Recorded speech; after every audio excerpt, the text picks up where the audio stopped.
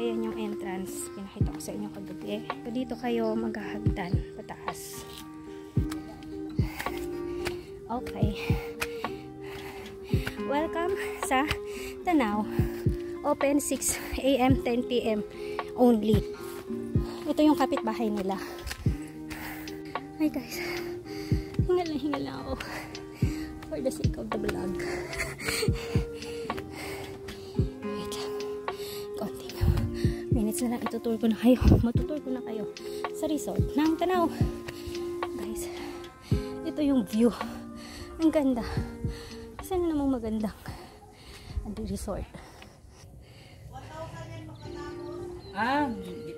Hindi pa pala tapos. 1,000. Yung dalawang kubo sa harap. Yung dalawang kubo na kawayan.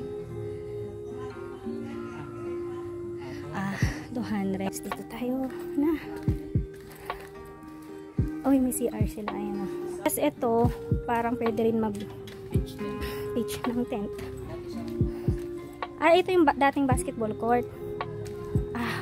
Okay. Oh, may maluwag din pala dito. May upuan. May sila. Tapos dito, pwede mag-pitch ng tent. Kailan kayo matatapos yung bagong pool nila? Baka after a year.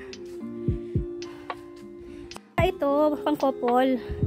400. Bakit mas mal? Ito yata 400. Nandun yung 600 sa baba.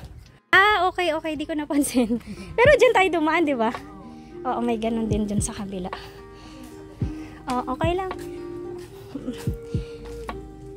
So, ito, bago pa lang. Nasa to? 1,000 pag nagawa na nila.